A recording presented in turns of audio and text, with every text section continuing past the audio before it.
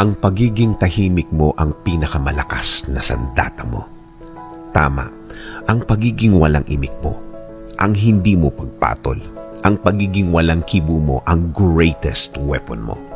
Habang patuloy ang pagsira ng ibang tao sa'yo, akala nila mahina ka, akala nila wala kang kalaban-laban, akala nila para kang hangin lang.